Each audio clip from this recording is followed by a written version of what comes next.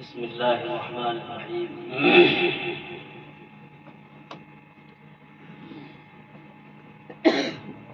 الحمد لله نحمده ونستعينه ونؤمن به ونتوكل عليه ونعوذ بالله من شرور أنفسنا ومن سيئات أعمالنا من يهده الله فلا مضل له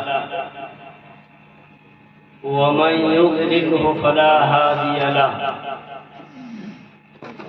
ونشهد أن لا إله إلا الله وحده لا شريك له ونشهد أن سيدنا وسندنا وحبيبنا وشفيعنا ومولانا محمدا عبده ورسوله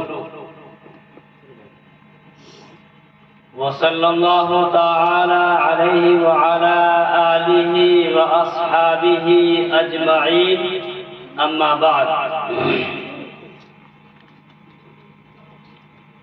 فأعوذ بالله من الشيطان الرجيم بسم الله الرحمن الرحيم قد أنزلنا عليكم لباسا يواري سوآتكم وريشا ولباس التقوى ذلك خير لعلهم يذكرون.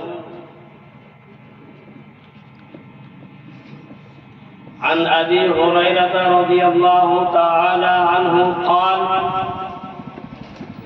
قال رسول الله صلى الله عليه وسلم الإيمان بضع وسبعون شعبة أفضلها قول لا إله إلا الله وأدناها إماتة الأذى عن الطريق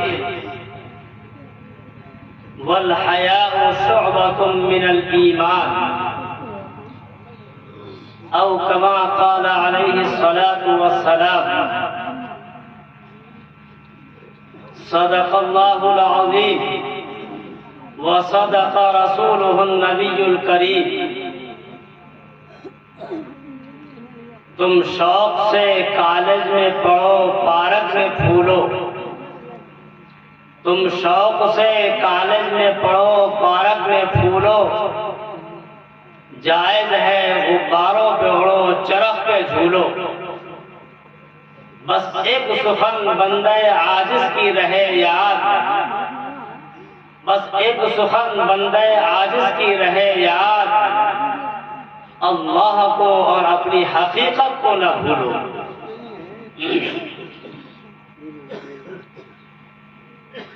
اسٹیج پر رونق افروز علماء کرام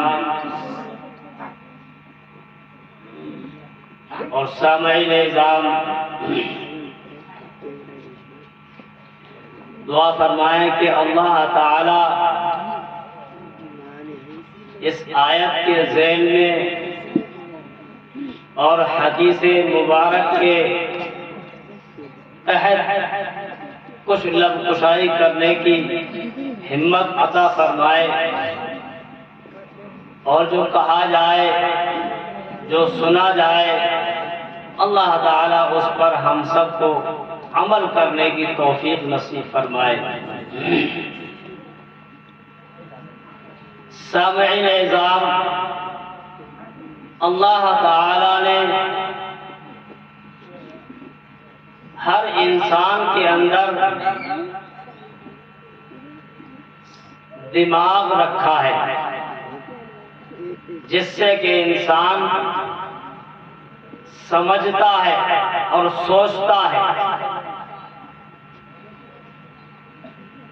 کوئی شخص ایسا نہیں ہے جس کے پاس اللہ تعالی نے اپنی یہ نعمت ودیعت نہ کی ہو. اس اعتبار سے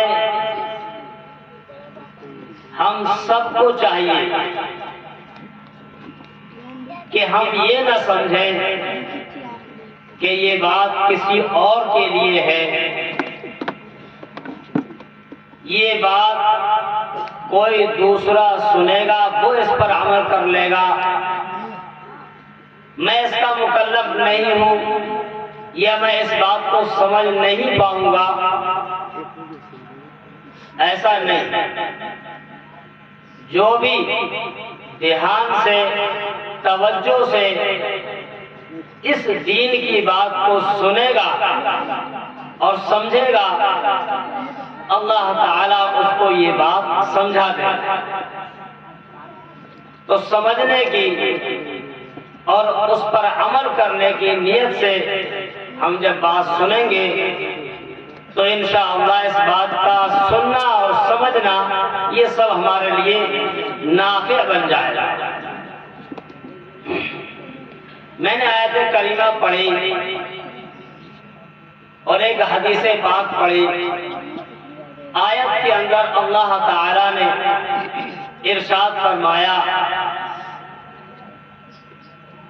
کہ ہم نے تم کو لباس عطا فرمایا، قد انزلنا علیکم لباسا، ہم نے تم کو لباس عطا فرمایا۔ یواری سوآتکم، کیسا لباس؟ ایسا لباس جو تمہارے تمام بدن کو چھپاتا ہے،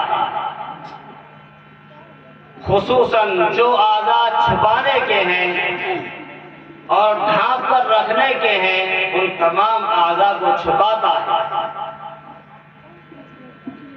قد انزلنا علیکم لباسا یواری سوآتکم وریشا، اور فرمایا کہ ایک لباس ایسا عطا فرمایا جو سردی اور گرمی کے اعتبار سے زینت کے لیے،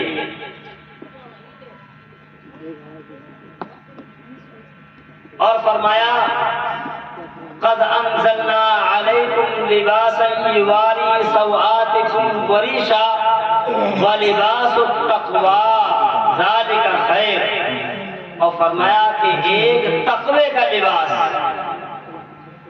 اور یہ بہت بہتر ہے تمہارے لیے، لعلہم یذکرون، تاکہ وہ نصیحت حاصل کریں۔ تو سامعین نظام، اس آیت کریمہ میں اللہ تعالیٰ نے ایک ایسی نعمت کا ذکر فرمایا ہے، ہاتھ کی نعمت ہے اسے ہم جانتے ہیں، آنکھ کی نعمت ہے اسے ہم جانتے ہیں، دل کی نعمت ہے اسے ہم جانتے ہیں، پیر کی نعمت ہے اسے ہم جانتے ہیں۔ اسی طرح سے ہمیں جاننا چاہیے کہ یہ لباس جو اللہ نے عطا فرمایا ہے یہ بھی بہت بڑی نعمت ہے، اور فرمایا کہ لباس ایک طرح کا نہیں بلکہ لباس بھی اللہ نے کئی طرح کے عطا فرمائے۔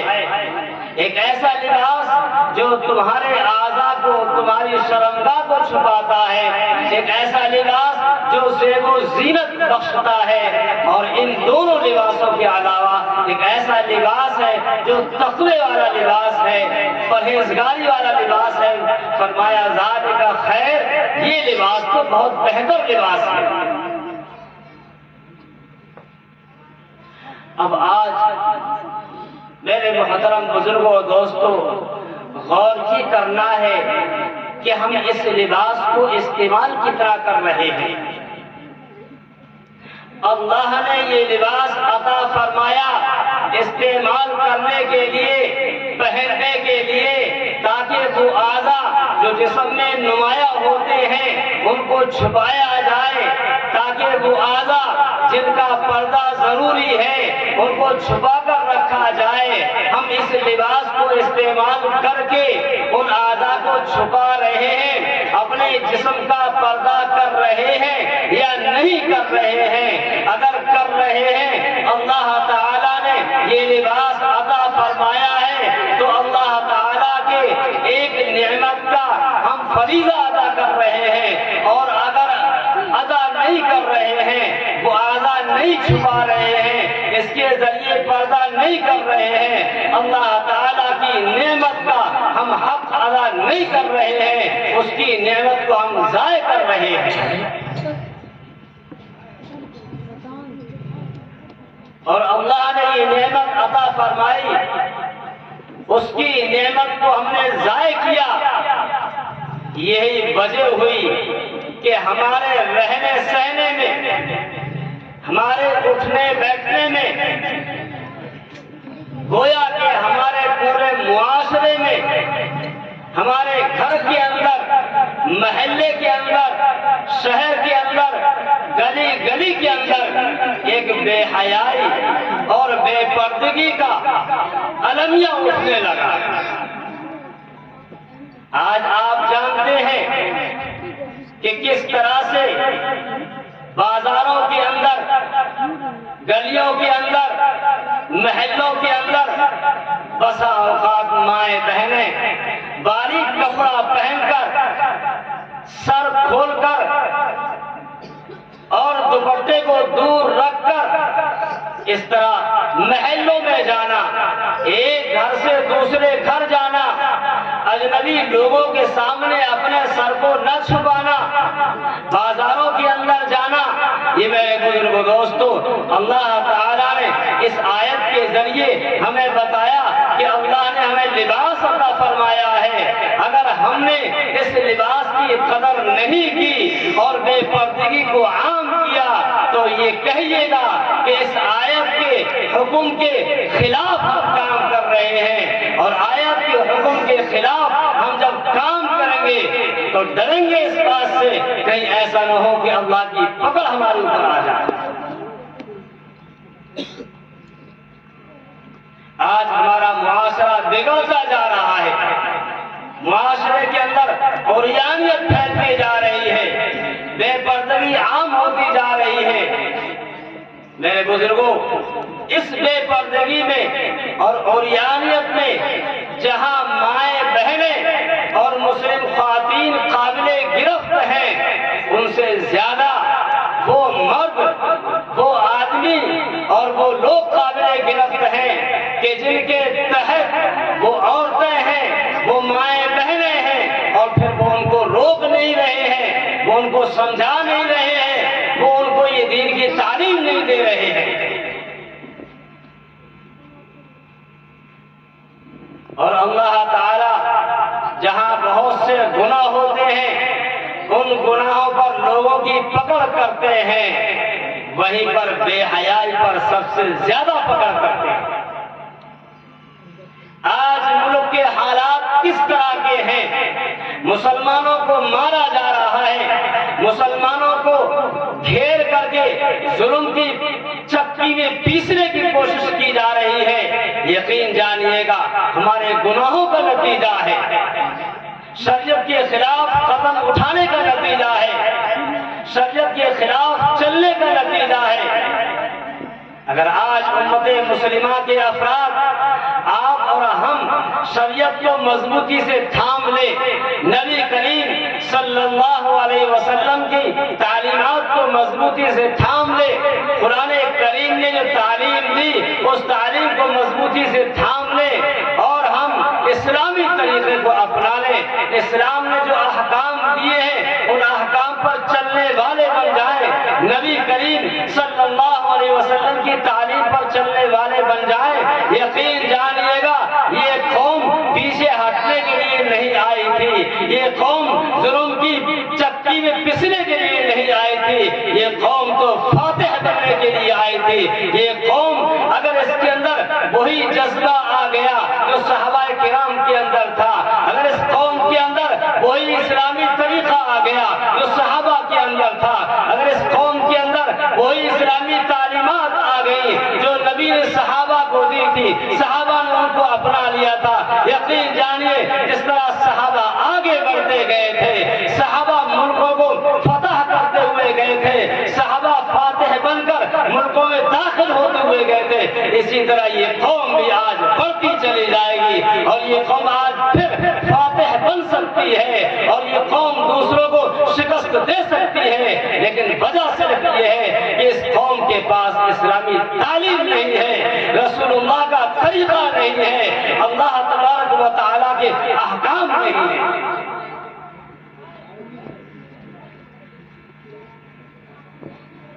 آپ غور تو کیجئے، پیارے حبیب صلی اللہ علیہ وسلم نے بڑے اچھے انداز میں سمجھایا، لوگوں سنو، ایمان جسے تم قبول کرتے ہو، ایمان جسے میں لے کر آیا ہوں، کیا سمجھتے ہو ایمان کیا ہے؟ ارے آپ اور ہم، ہمارے سروں پر ٹوپیاں، ہمارے جسموں پر یہ کرتے اور پاجامے اور یہ رومال کس بنیاد پر ہے؟ ہم نے ایمان قبول کیا، ہم نے قرآن کو قبول کیا، ہم نے رسول اللہ کی تعلیم کو قبول کیا، اسی لیے ہمارے سروں پر ٹوپیاں آ گئی، اسی لیے یہ کرتے اور پاجامے اور یہ رومال نظر آ رہے ہیں۔ اگر ایمان نہ ہوتا یہ چیز نہ ہوتی، قرآن نہ ہوتا یہ چیز نہ ہوتی، رسول اللہ کی تعلیم نہ ہوتی یہ چیز نہ ہوتی۔ پیارے آقا صلی اللہ علیہ وسلم ارشاد فرماتے ہیں، لوگوں ذرا سننا کہ سنو ایمان کے 70 سے زیادہ شعبے ہیں۔ الایمان بضع و سبعون شعبۃ، ایمان کوئی ایک چیز کا نام نہیں، ایمان کی ایک شاخ نہیں، ایمان کی 70 سے زیادہ شاخیں ہیں۔ اور سنو سب سے بڑی شاخ کیا ہے، سب سے بڑا شعبہ کیا ہے؟ کہا افضلها لا الہ الا اللہ، کہا سب سے بڑا شعبہ لا الہ الا اللہ محمد رسول اللہ ہے۔ اپنی زبان سے پڑھو لا الہ الا اللہ، زبان سے گنگناؤ لا الہ الا اللہ۔ جتنا انسان اس کلمے کو پڑھے گا، اپنی زبان پر لائے گا، اپنی زبان پہ اس کا ورد کرے گا، وہ اللہ کے قریب ہوتا ہوا جائے گا، اور کل مرتے وقت اس کی زبان پر یہ کلمہ جاری ہوگا تو سیدھا اس کے لیے جنت الفردوس میں داخلہ نصیب ہو جائے گا۔ کہو سب مل کر لا الہ الا اللہ محمد رسول اللہ۔ اس تعلیم کو اپنائیے۔ ایک شخص آتا ہے اور کہتا ہے کہ ایکم محمد، تم نے محمد کون ہے؟ وہ صحابہ کرام کہتے ہیں، وہ دیکھو اس خیمے کے اندر جاؤ، وہ محمد بیٹھے ہوئے ہیں۔ وہ شخص کہنے لگتا ہے، اتنا بڑا بادشاہ ہے، تم کیسے کہتے ہو کہ خیمے کے اندر وہ محمد بیٹھے ہوئے ہیں؟ وہ تو بڑے بادشاہ ہیں، تو بڑی شان بان کے ساتھ بیٹھے ہوئے ہوں گے، اور کیا مجھ جیسے کو ملاقات کا موقع ملے گا؟ ان کے صحابہ کہتے ہیں، تنے تنہے جاؤ، تنے تنہا جاؤ، تمہاری ملاقات ہوگی۔ وہ شخص جاتا ہے، ہمت کر کے ان کے پاس بیٹھتا ہے، اور پیارے آقا صلی اللہ علیہ وسلم کی بارگاہ میں حاضر ہو جاتا ہے۔ سنو پیارے آقا سے وہ کہتا ہے، اے محمد، تم جو دین لے کر آئے ہو وہ کون سا دین ہے؟ ذرا اس دین کے بارے میں بتاؤ، اور ایک بات بتاؤ، میں نے دیکھا ہے کہ تمہارا لشکر خیبر پر حملہ کرنے کے لیے آیا ہوا ہے، تمہارا یہ لشکر خیبر پر کیوں حملہ کرنے آیا ہے؟ دو باتوں کا جواب دو، ایک تو جو دین لے کر آئے ہو وہ دین مجھے سمجھاؤ، دین کیا ہے، اور بتاؤ ذرا خیبر پر حملہ کیوں کر رہے ہو؟ اے لوگوں ذرا سنو اور بات کو سمجھو۔ کہا کہ دین کیا ہے یہ سمجھاؤ، اور کہا خیبر پر حملہ کیوں کر رہے ہو یہ بتاؤ۔ پیارے آقا صلی اللہ علیہ وسلم اسے سمجھاتے ہیں، اسلام کی تعلیم دیتے ہیں۔ وہ کہتے ہیں کہ دین یہ ہے جو کلمہ پڑھ لیتا ہے لا الہ الا اللہ، وہ سیدھا جنت میں داخل ہوتا ہے، جنت الفردوس اسے ملتی ہے۔ وہ شخص کہتا ہے، اے محمد، میں سیاہ فام ہوں، میں کالا کلوٹا ہوں، اور میرے بدن سے بدبو آ رہی ہے، میں چرواہا ہوں، میں جنگل سے بکریاں چرا کر آ رہا ہوں، میں نے دیکھا تھا یہ تمہارا اسلامی لشکر یہاں پڑاؤ ڈالے ہوئے ہے، اس لیے میں حاضر ہو گیا، میرے جسم سے بدبو آ رہی ہے، میں رنگ کا کالا ہوں، اگر میں نے کلمہ پڑھ لیا تو میرا کیا حشر ہوگا اور میرے لیے کیا ملے گا؟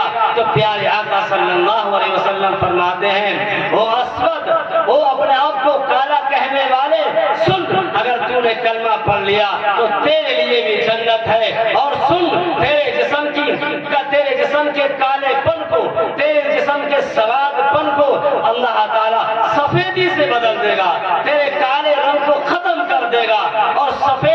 تجھے عطا فرمائے گا، تیرے جسم کی بدبو کو ختم کر کے تیرے جسم میں خوشبو پیدا کر دے گا۔ تو دیکھ تو صحیح، کلمہ پڑھ اور کلمہ پڑھنے کے بعد اللہ کا قریبی بن جائے گا۔ وہ کہتا ہے صحیح بتاؤ، مجھے لگتا ہے کہ تم مجھ سے مذاق کرتے ہو، ایسا کیسے ہو جائے گا؟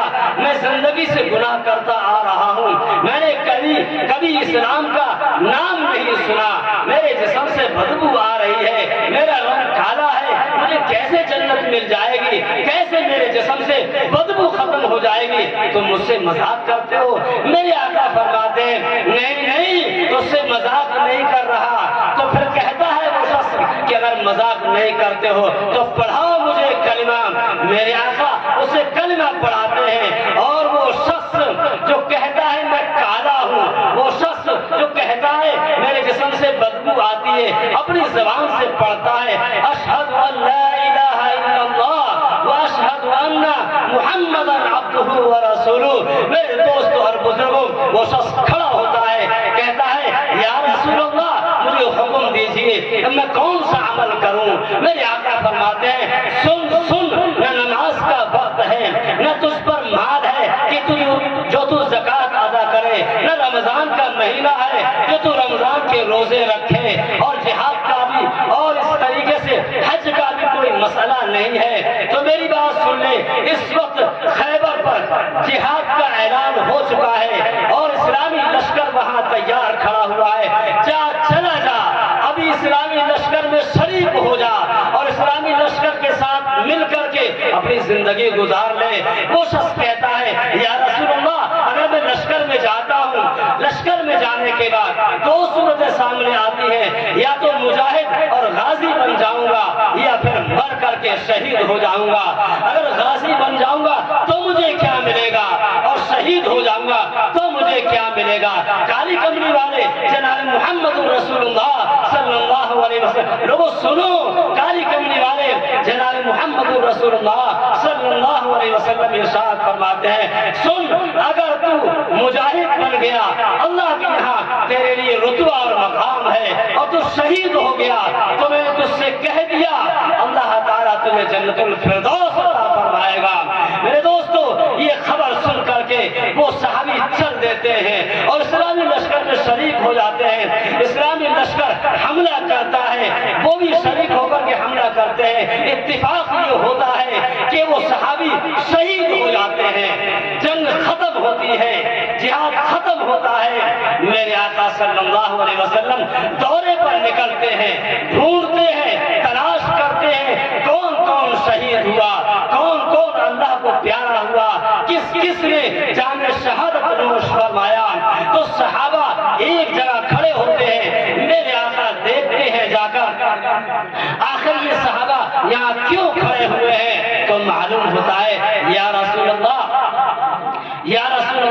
صلی اللہ علیہ وسلم یہ شخص کون ہے؟ ہم اس شخص کو نہیں جانتے، ہمارے ساتھ یہ لشکر میں شریک نہیں ہوا تھا، کون ہے؟ میرے آقا سے غور سے دیکھتے ہیں، پہچانتے ہیں۔ میرے آقا کہتے ہیں تم اس کو نہیں جانتے، اس کو میں جانتا ہوں، اور سنو میری نور کی آنکھ دیکھ رہی ہے، میری نور کی آنکھ دیکھ رہی ہے، اس کو اللہ تعالیٰ کی طرف سے فرشتوں نے مشک اور عنبر کے ذریعے سے غسل دے کر کے جنت الفردوس میں داخل کر دیا۔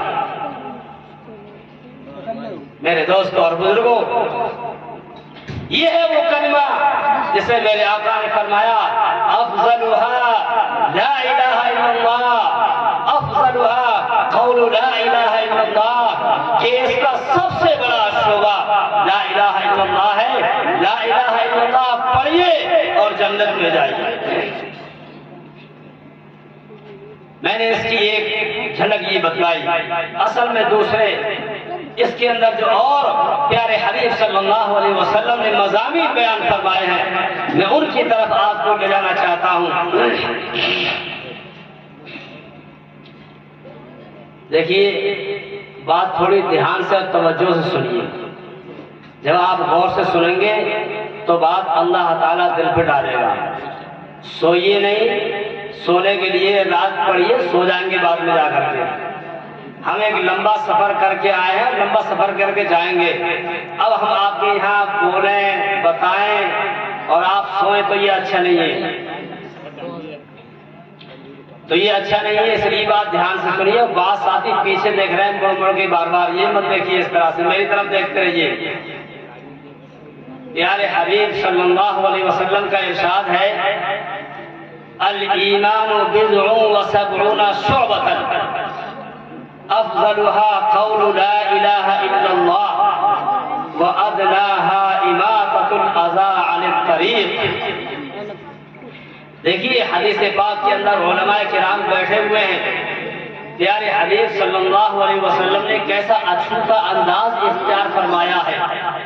और आप तो जवामिउल कलिम थे, आपका एक एक लफ्ज़ दरिया को समेटे हुए होता था। प्यारे आका ने एक तरफ कहा सबसे बड़ा शोभा ला इलाहा इल्लल्लाह है, और सबसे छोटा शोभा रास्ते में चलते हुए तकलीफ देह चीज को हटा देना। एक पहला शोभा सबसे बड़ा वो बयान कर दिया, एक सबसे छोटा शोभा जो रास्ते से तकलीफ दे चीज को हटा देना है, ये बयान कर दिया। और कहा कि 70 से ज्यादा शोबे हैं, सारे शोबे बयान नहीं किए, बल्कि सिर्फ ये 2 शोबे बयान किए कि सबसे बड़ा क्या है ला इलाहा इल्लल्लाह, और सबसे छोटा क्या है रास्ते में से तकलीफ दे चीज को हटाना। हम रास्ते में जा रहे हो, तकलीफ दे चीज कोई पत्थर पड़ा हुआ है, कांटा पड़ा हुआ है, कोई भी लकड़ी पड़ी हुई है कि जिससे इंसान को तकलीफ होगी, उसको हटा दिया, ये ईमान का शोभा है, ईमान का एक हिस्सा है। इन दोनों बातों को बताने के बाद एक बात अलग से आपने बयान फरमाई, कहा फल हया शुअबतुम मिनल ईमान, और कहा कि हया ये ईमान का अलग से एक शोभा है। 70 से ज्यादा शोबे हैं। पहला शोबा ला इलाहा इल्लल्लाह, और सबसे नीचे दर्जे का शोबा रास्ते से तकलीफ दे चीज को हटाना, और अलग से बयान किया आपने। और हया ये ईमान का एक शोबा है।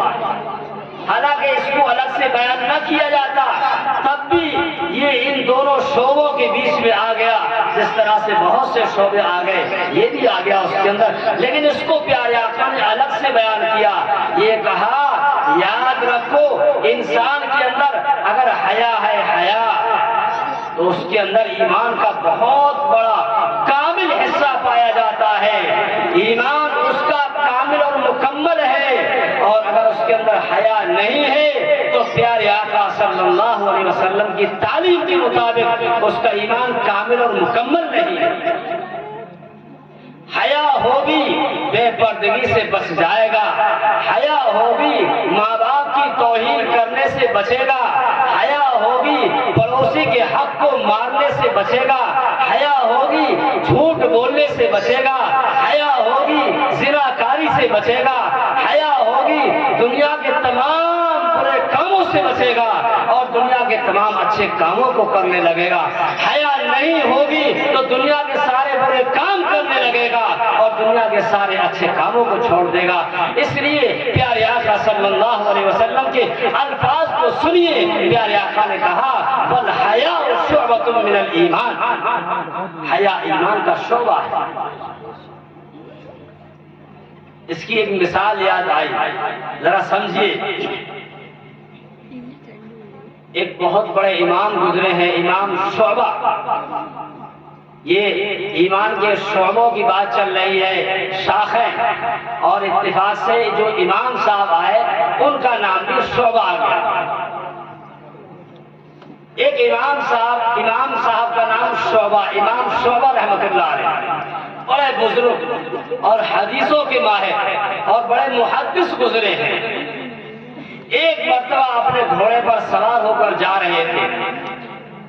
रास्ते में एक शख्स मिला, नौजवान, लेकिन दीन से दूर, अवबाशियत उसके अंदर भरी हुई, इस्तेहज़ाई मिजाज उसका बना हुआ। जो उसको मिलता وہ اسے استہزا کرتا تھا، مذاق کرتا تھا۔ یہ امام شعبہ اپنے گھوڑے پر سوار ہو کر جا رہے تھے، راستے میں وہ نوجوان ملا جس کا نام عبداللہ بن مسلم ہے، عبداللہ بن مسلمہ ہے۔ عبداللہ بن مسلمہ آگے بڑھتے ہیں اور ان امام صاحب سے ملاقات کرتے ہیں۔ ان امام صاحب سے ملاقات کر کے استہزائی انداز میں ان کے گھوڑے کی لگام پکڑ لیتے ہیں اور گھوڑے کی لگام پکڑ کر کہتے ہیں ان سے کہ ہمیں کوئی حدیث سناؤ۔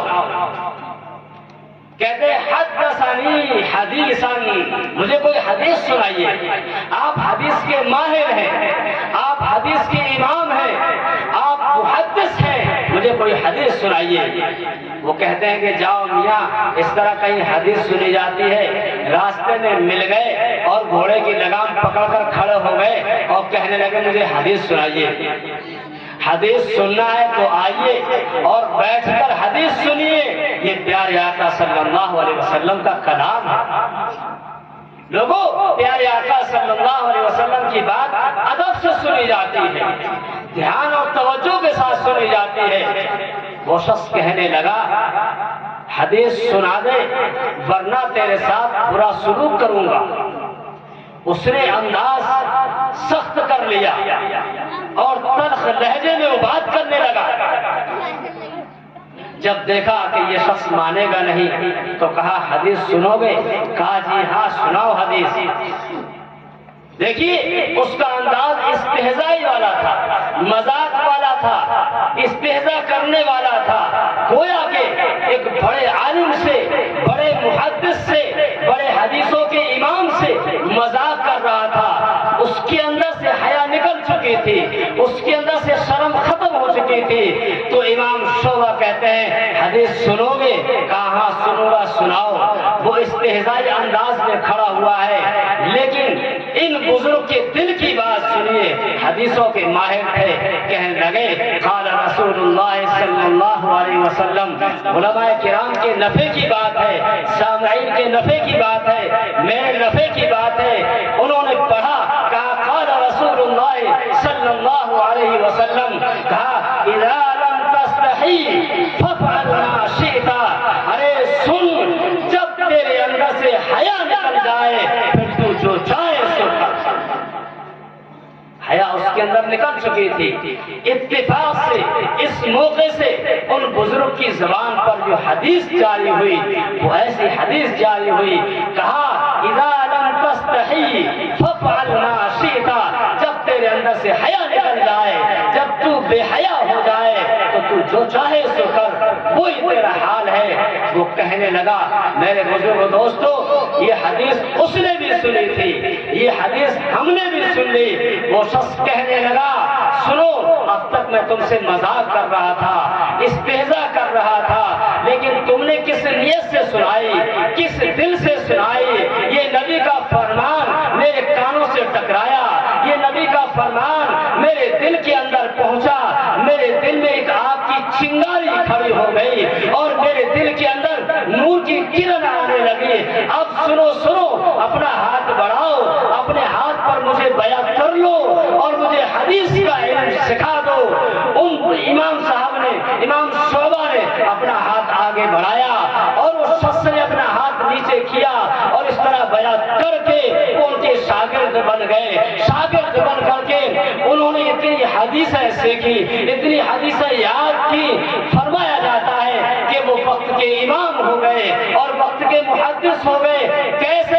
یہ کہا جاتا ہے، علماء کرام لکھتے ہیں، حدیثوں کی کتاب اٹھا کر دیکھیے، کہا جاتا ہے وہ عبداللہ ابن مسلمہ اپنے درس مسند پر بیٹھے ہوئے ہیں، درس حدیث پر بیٹھے ہوئے ہیں، امام بخاری چلے آ رہے ہیں، ان سے حدیث سیکھ رہے ہیں، امام مسلم چلے آ رہے ہیں، ان سے حدیث سیکھ رہے ہیں، امام ترمذی چلے آ رہے ہیں، ان سے حدیث سیکھ رہے ہیں، امام ابو داؤد چلے آ رہے ہیں، ان سے حدیث سیکھ رہے ہیں، امام نسائی چلے آ رہے ہیں، ان سے حدیث سیکھ رہے ہیں۔ غرض کے علماء لکھتے ہیں صحائف ستہ کے تمام مصنفین نے آ کر کے ان سے حدیثیں سیکھی اور سیکھ کر کے کسی نے بخاری شریف لکھ دی، کسی نے مسلم شریف شریف لکھ دی اور کسی نے ترمذی شریف لکھ دی، اس طرح صحیح ستہ کی کتابیں لکھی گئی، تو عبداللہ ابن مسلمہ کی حدیثوں کے ذریعے سے کتاب لکھی گئی، اس نے وہ حدیث سنی تھی اور عمل پیرا ہو گئے،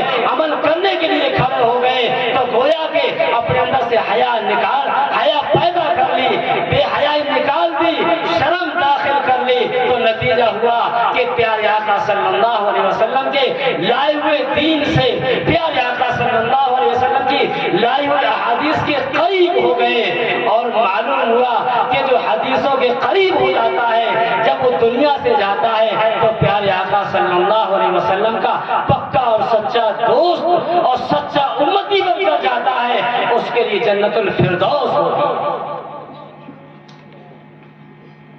میرے آقا نے فرمایا والحیاء شعبۃ من الایمان، حیا ایمان کا شعبہ ہے۔ اے مسلمانوں، جاؤ یہ اسلامی ماؤں بہنوں کو بتلا دو، دوپٹے سروں پر رکھ لیں، حیا پیدا کر لیں، جسم کو چھپا لیں، حیا پیدا کر لیں، چلنے میں حیا پیدا کر لیں، اٹھنے میں حیا پیدا کر لیں، بیٹھنے میں حیا پیدا کر لیں، بات کرنے میں حیا پیدا کر لیں۔ آئیے جہاں جہاں اسلامی خواتین میری بات کو سن رہی ہو وہ سبق حاصل کریں، اور آپ بھی سبق حاصل کریں اور پھر ماؤں بہنوں کو بتلائیں۔ آئیے ایک صحابیہ کا واقعہ بتلاتا ہوں۔ صحابیہ اپنے گھر سے نکلتی ہیں اس لیے کہ انہیں خبر ملتی ہے کہ ان کا بیٹا شہید ہو گیا ایک جنگ میں، ان کا بیٹا ایک جنگ میں شہید ہوا۔ وہ گھر سے نکلی، اس حالت میں نکلی پورا جسم ان کا چھپا ہوا ہے، پورے جسم پر چادر ڈھپی ہوئی ہے، ہاتھ بھی چھپے ہوئے ہیں، پیر بھی چھپے ہوئے ہیں، اور جسم کے اوپر پردہ ہے، چہرے پر پردہ ہے، صرف ایک آنکھ کھلی ہے۔ سبق حاصل کرنے کا مقام ہے، عبرت حاصل کرنے کا مقام ہے۔ ایک آنکھ کھلی ہے اور دوڑی ہوئی جا رہی ہے پیارے آقا کی خدمت میں، یا رسول اللہ میرا بیٹا کہاں ہے، یا رسول اللہ میرا بیٹا کدھر ہے، یا رسول اللہ میرا بیٹا کدھر شہید ہوا ہے۔ کسی نے کہا تم بیٹے کی تلاش میں ہو، ہجوم میں ہو اور بھیڑ میں ہو، بیٹے کے لیے اتنی تڑپ رہی ہو، لیکن اس کے باوجود تمہارا پردہ اتنا ہے کہ صرف ایک آنکھ کھلی ہوئی ہے، تم کیسے دیدار کر لو گی، کیسے بیٹے کو تلاش کر لو گی۔ وہ کہنے لگی سن لے میں نے اپنا بیٹا ہی تو کھویا ہے، اپنی حیا نہیں کھوئی ہے، اللہ نے میرا بیٹا لے لیا ہے، اللہ نے مجھ سے حیا نہیں لی ہے، لیکن ایسا ہرگز نہیں ہو سکتا کہ بیٹے کو میں نے شہید کروا دیا، بیٹے کو اللہ کی راہ میں قربان کروا دیا تو میں اپنی حیا کو چھوڑ دوں، اپنی حیا کو ختم کر دوں، ایسا ہرگز نہیں ہو سکتا۔ کوئی بھی وقت ہو، آج کہیں غمی ہو جاتی ہے، انتقال ہو جاتا ہے، مائیں بہنیں اکٹھی ہوتی ہیں، روتی ہیں اور پیٹتی ہیں، کپڑوں کو چاک کرتی ہیں، کپڑوں کو پھاڑتی ہیں، سر کھول لیتی ہیں، سینہ کو بھی کرتی ہیں، بے پردگی ہو جاتی ہے۔ سبق لو ان صحابیہ سے جنہوں نے پیارے آقا صلی اللہ علیہ وسلم کی اس حدیث پر عمل کیا۔ فرمایا والحیاء شعبۃ من الایمان، حیا ایمان کا ایک حصہ ہے۔ میرے بزرگ دوستو،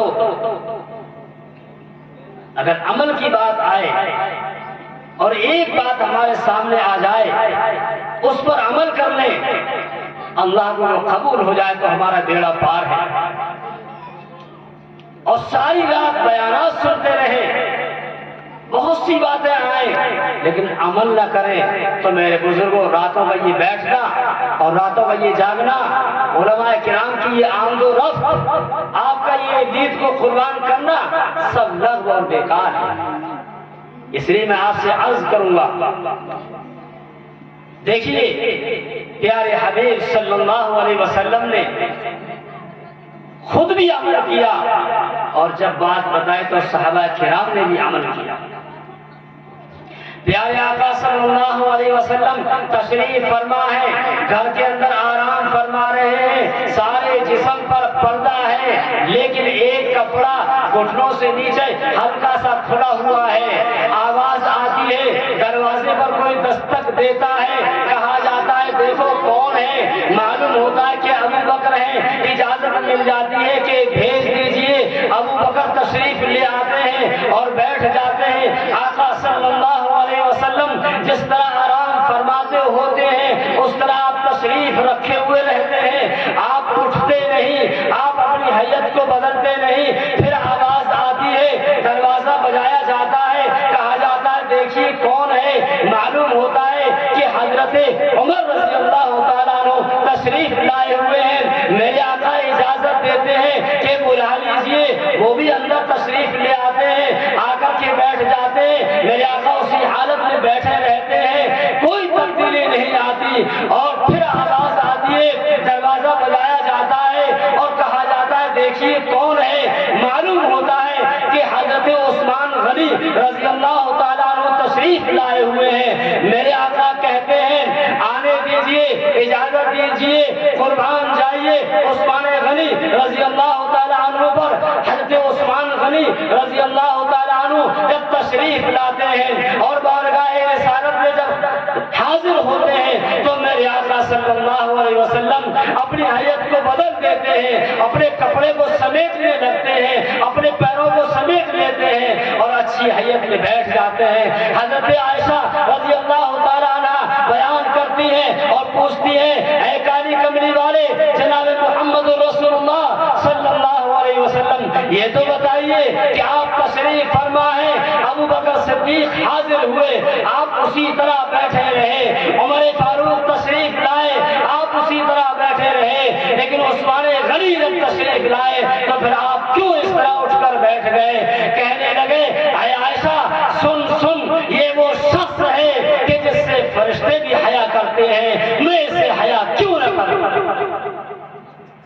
فرمایا جاتا ہے کالی کملی والے جناب محمد رسول اللہ صلی اللہ علیہ وسلم کی ذات کے اندر کنواری لڑکی سے زیادہ حیا پائی جاتی تھی۔ مسلمانوں اپنے اندر حیا پیدا کرو، حیا پیدا ہوگی ہمارے گھر کا ماحول اچھا بنے گا، ماں بہنوں کے اندر دین پیدا ہوگا، ہماری گلیوں کے ماحول اچھے ہوں گے، ہمارا معاشرہ اچھا ہوگا۔ ایک صرف حیا ہے جس نے معاشرے کو بگاڑ دیا ہے، ماں بہنوں کو بگاڑ دیا ہے، گلی محلے کے نوجوان لڑکوں کو بگاڑ دیا ہے۔ اگر حیا پیدا ہو گئی تو انشاءاللہ دین زندہ ہوگا، رسول اللہ کے دامن کو مضبوطی سے تھامنے والے بنیں گے۔ اور پیارے آقا نے ارشاد فرمایا فالحیا شعبۃ من الایمان، کہ لوگوں پہچانو حیا ایمان کا حصہ ہے، حیا پیدا کرو، ایمان کامل و مکمل ہوگا۔ جب یہ پیغامات سنے صحابہ کرام نے عمل کیا، صحابہ کرام نے عمل کیا۔ یہ بات اس لیے بتلا رہا ہوں کہ میرے عمل میں بھی آ جائے، آپ سننے والوں کے اندر بھی عمل میں آ جائے، اور مائیں بہنیں جو سن رہی ہوں ان کے اندر بھی آ جائے۔ ایک مرتبہ کا بیان ہے، ایک مرتبہ کی بات کتابوں کے اندر علماء کرام لکھتے ہیں۔ عمر فاروق کا زمانہ ہے، عمر فاروق خلیفۃ المسلمین ہے، اور عمر فاروق رضی اللہ تعالی عنہ نے عبید اللہ بن جراح کو گورنر بنا کر کے ملک شام میں بھیجا ہے۔ حضرت عبید اللہ بن جراح ملک شام کے گورنر ہیں، اپنی فوج تیار کی اور روم کے قلعے کا محاصرہ کیا، روم کے لوگوں سے جہاد کیا، وہاں پر لے جا کر کے اپنے لشکر کا پڑاؤ ڈال دیا۔ حملہ تیار ہوا، سارے فوجی تیار ہوئے، سب نے مل کر کے جو روم کے قلعے پر حملہ کیا، اس کے باوجود یقین جانیے علماء کرام لکھتے ہیں بار بار اسلامی لشکر پیچھے ہٹتا تھا اور وہ لوگ بھی حملے کا مقابلہ کرتے تھے۔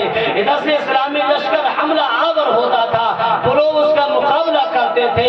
ایک دن گزرا، ایک ہفتہ گزرا، مہینہ گزرا، کئی مہینے گزر گئے اور اسلامی لشکر کو فتح نہیں ہوئی، اسلامی لشکر نے روم کے اس قلعے کو فتح نہیں کر پایا۔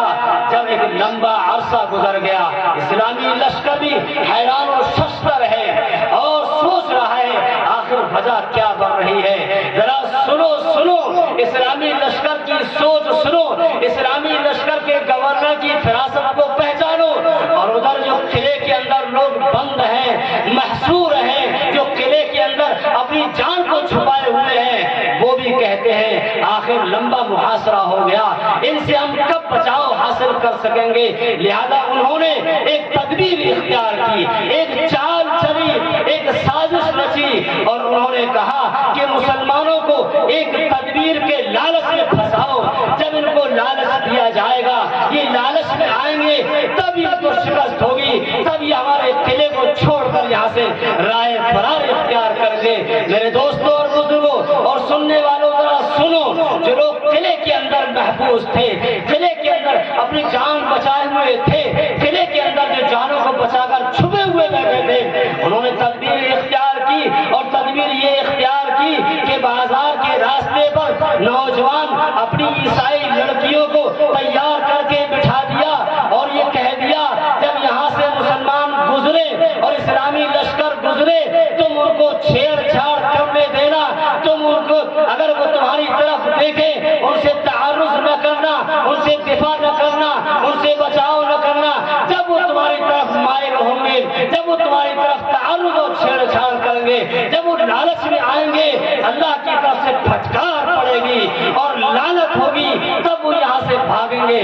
اس طرح ہم جیت جائیں گے اور ہم کو فتح ہو جائے گی، ان کو شکست ہوگی۔ اے مسلمانوں، ذرا سنو کس طرح سے لوگوں نے اسلام کو بدنام کرنے کی سازشیں رچی ہیں، کس طرح سے لوگوں نے اسلامی لشکروں کو جھانسے میں لانے کی تدبیریں اختیار کی ہیں۔ ان غیر مسلموں نے، رومیوں نے اپنی جان کو بچانے کے لیے، اپنے ملک کو بچانے کے لیے، اپنے قلعے کو بچانے کے لیے، اپنے آپ کو فاتح بن کر دکھانے کے لیے، ان کو شکست دینے کے لیے یہ تدبیر اختیار کی، اور نوجوان لڑکیوں کو سجا کر کے راستے میں کھڑا کر دیا۔ دائیں طرف بھی لڑکیاں ہیں، بائیں طرف بھی لڑکیاں ہیں، اور پھر جا کر کے ایک پیغام بھیجا، کہا عبید اللہ بن جرح، سنو سنو، تم اسلامی لشکر کے گورنر ہو، ہم تمہارے سامنے پیغام دیتے ہیں، ہم نے اپنے ہتھیار ڈال دیے، آؤ تم اس راستے سے آؤ اور ہمارے قلعے کے اندر داخل ہو جاؤ، ہم اپنے ہتھیار ڈالتے ہیں اور تم فاتح بن جاؤ۔ یہ لالچ دیا، یہ تدبیر اختیار کی۔ عبید اللہ بن جرح سمجھ گئے کوئی معاملہ ہے، اتنے دنوں سے اب تک یہ قلعہ فتح نہیں ہو رہا تھا، آخر انہوں نے یہ پیغام کیوں بھیجا ہے؟ قربان جاؤ کاری کملی والے جناب محمد رسول اللہ صلی اللہ علیہ وسلم کی ذات گرامی پر سنو سنو، میرے آقا فرماتے ہیں اتقوا فراست المؤمن، اتقوا فراست المؤمن بنور بنظر نور نور اللہ۔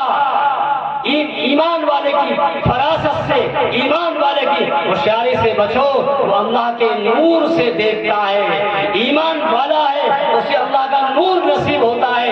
عبید اللہ بن جرح نے کہا اے لشکر کے لوگوں، سب یہاں جمع ہو جاؤ، قلعے میں داخل ہونے سے پہلے پہلے میری بات سنو۔ کہا سنو سنو، ہمیں اس راستے سے جانا ہے، ہمیں اس راستے سے قلعے کو فتح کرنا ہے، ہمیں اس راستے سے جا کر قلعے میں داخل ہونا ہے، لیکن یاد رکھو ہمیں قرآن کا پیغام یاد رکھنا ہے، ہمیں اللہ کا حکم یاد رکھنا ہے۔ اللہ نے حکم دیا ہے قل للمؤمنین یغضوا من ابصارهم ویحفظوا من فروجهم وقل للمؤمنات یغضضن من ابصارهن ویحفظن فروجهن۔ ایمان والو مردو سنو، اپنی نگاہوں کو نیچے کر لو، اپنی شرمگاہوں کی حفاظت کر لو۔ ایمان والی عورتوں سنو، اپنی نگاہوں کو نیچا کر لو اور اپنی شرمگاہوں کی حفاظت کر لو۔ اس فرمان کو سامنے رکھنا، اس فرمان کو سینے سے لگا لینا، اس فرمان کو اپنے کانوں کے نہا خانوں میں اتار لینا۔ اے اسلامی لشکر کے نوجوانوں، اب چلو قلعے کے اندر داخل ہو۔ میرے دوستوں اور بزرگوں، صحابہ کرام کی وہ جماعت تھی جس نے نبی اکرم کو اپنی آنکھوں سے دیکھا تھا، صحابہ کرام کی وہ جماعت تھی جس نے نبی اکرم کے فرمودات کو اپنے کانوں سے سنا تھا۔ ادھر اپنے گورنر کی یہ تعلیم سنی اور سن کر کے اس راستے سے گزرے۔ دائیں طرف بھی خوبصورت نوجوان لڑکیاں سجی سوری کھڑی ہیں، بائیں طرف بھی خوبصورت اور نوجوان لڑکیاں سجی سوری کھڑی ہیں، اور وہ مسلمان صحابہ کرام اسلامی لشکر کے فوجی نیچی نگاہیں کرتے ہوئے دندناتے ہوئے چلے جا رہے ہیں اور قلعے کے اندر داخل ہو رہے ہیں، قلعے کے اندر فاتحانہ شان میں داخل ہو رہے ہیں۔ قلعے کے اندر سے جو لوگ اپنی جان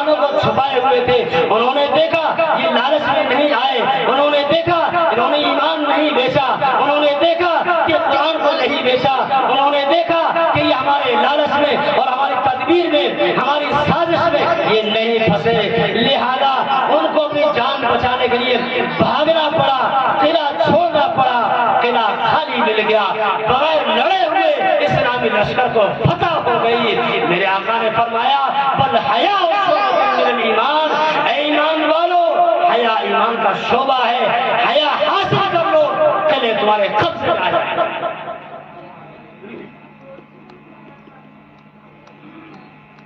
حیا حاصل کرو،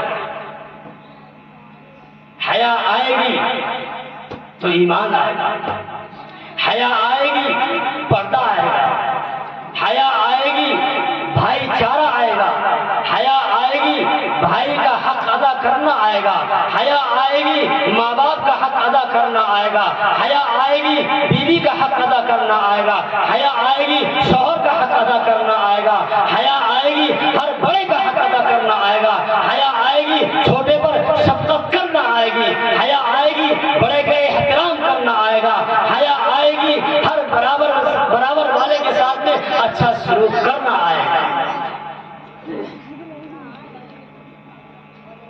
بچپن میں ایک کتاب کے اندر پڑھا تھا، بچپن میں ایک کتاب کے اندر پڑھا تھا جاء البرد والجبات، کہ جاڑا آیا جبوں کے ساتھ، جب جاڑا آتا ہے کمبل آ جاتا ہے، جب جاڑا آتا ہے لحاف آ جاتا ہے، جب سردی آتی ہے سویٹر نکل آتے ہیں، جب سردی آتی ہے جرکن استعمال کرنے لگتا ہے، جب سردی آتی ہے چادر استعمال کرنے لگتا ہے۔ اسی طرح میں کہتا ہوں جس طرح وہاں جاڑا آتا ہے سویٹر آ جاتا ہے، جاڑا آتا ہے کمبل آ جاتا ہے، جاڑا آتا ہے لحاف آ جاتا ہے، میں کہتا ہوں حیا آتی ہے ایمان آ جاتا ہے، حیا آتی ہے بھائی چارہ آ جاتا ہے، حیا آتی ہے پڑوسی کا حق ادا کرنا آ جاتا ہے، حیا آتی ہے بڑے بھائی کا حق ادا کرنا آ جاتا ہے، حیا آتی ہے ماں باپ کے حقوق ادا کرنے آ جاتے ہیں، حیا آتی ہے سارے ایمان کے تمام شعبے ادا کرنے آ جاتے ہیں۔ پیارے آقا نے ارشاد فرمایا، پیارے آقا نے ارشاد فرمایا الحیاء شعبۃ من الایمان۔ میرے بزرگ دوستو، سب سے پہلے دیکھیے یہ حیا کتنی اہم چیز ہے۔ حضرت آدم علیہ السلام جنت کے اندر ہے، اللہ تعالیٰ نے اعلان کر دیا اے آدم اور اے حوا جنت میں رہو، جہاں چاہو وہاں رہو، جو چاہو سو کھاؤ، لیکن یاد رکھنا ولا تقربا هذه الشجرة، اس درخت کے پاس نہ جانا۔ ایک درخت سے روک دیا، لیکن شیطان نے بہکا دیا، شیطان نے برگلا دیا۔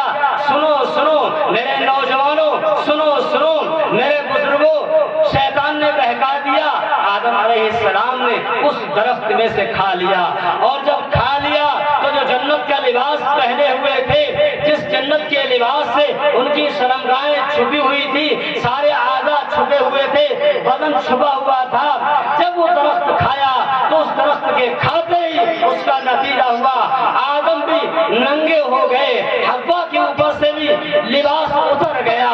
تو اب کیا ہوا؟ یہ ہے حیا۔ جب جسم ننگا ہوگا اعضاء کھل جائیں گے، حیا والا انسان اسے گوارا نہیں کر سکتا، حیا والا انسان اسے برداشت نہیں کر سکتا۔ اگر کچھ نہیں ہوگا اس کے پاس، کچھ نہیں ہوگا اس کے پاس، تو درخت کے اوپر سے پتوں کو توڑ کر کے ان پتوں سے پردہ کرنا شروع کر دے گا۔ یقین جان لیے علماء کرام لکھتے ہیں، تفسیروں کی کتابوں کے اندر ملتا ہے، جب آدم کے اوپر سے حوا کے اوپر سے جنت کا لباس اتر گیا اور وہ دونوں ننگے ہو گئے، وہ دوڑے جنت کے درختوں کی طرف اور جنت کے درختوں کے اوپر سے پتوں کو توڑ کر کے ان پتوں کے ذریعے سے اپنی شرمگاہوں کو چھپانے لگے۔ قرآن اعلان کرتا ہے فلما ذاقا الشجرۃ بدت لهما سوآتهما وطفقا يخصفان عليهما من ورق الجنة۔ قرآن نے ان کے اس واقعے کو اس طرح سے بیان کیا ہے کہ جب انہوں نے درخت میں سے کھا لیا اور پھر جب ان کی شرمگاہیں کھل گئی اور ظاہر ہونے لگی، تو پھر انہوں نے جنت کے پتوں سے، جنت کے درختوں کے پتوں سے اپنے شرمگاہ کو چھپایا۔ اللہ تعالیٰ نے ہر چیز کے لیے پردے کا انتظام کیا ہے۔ آج ہم نے ننگا پن اختیار کر لیا اور یانیت کو اختیار کر لیا۔ میرے دوستوں اور بزرگوں، قرآن ایک طرف یہ اعلان کرتا ہے اپنے ماتحت لوگوں کو جہنم کی آگ سے بچاؤ، اپنے ماتحت لوگوں کو جہنم کی آگ سے بچاؤ۔ فرمایا جاتا ہے اگر کوئی شخص اپنی بیوی کو بے پردہ دیکھتا ہے، اگر کوئی شخص اپنی بیوی کو بے پردہ چلتے ہوئے دیکھتا ہے، اگر کوئی شخص ایسا ہے کہ اس کے سامنے اس کی بیوی بے پردہ رہتی ہے اور وہ اس کو ٹوکتا نہیں ہے، وہ اس کو سمجھاتا نہیں ہے، وہ اس کو اسلامی پردہ بتاتا نہیں ہے، تو فرمایا جاتا ہے ایسے شخص کو شریعت میں دیوس کہا جاتا ہے، اور فرمایا جاتا ہے ایسے شخص کا ٹھکانہ جنت نہیں، ایسا شخص کا ٹھکانہ جہنم ہوتا ہے۔ لوگوں خود بھی جہنم کی آگ سے بچو اور اپنے ماتحت لوگوں کو جہنم کی آگ سے بچاؤ۔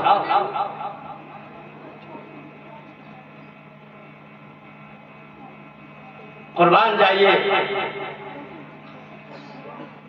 حضرت تھانوی رحمۃ اللہ علیہ کے اوپر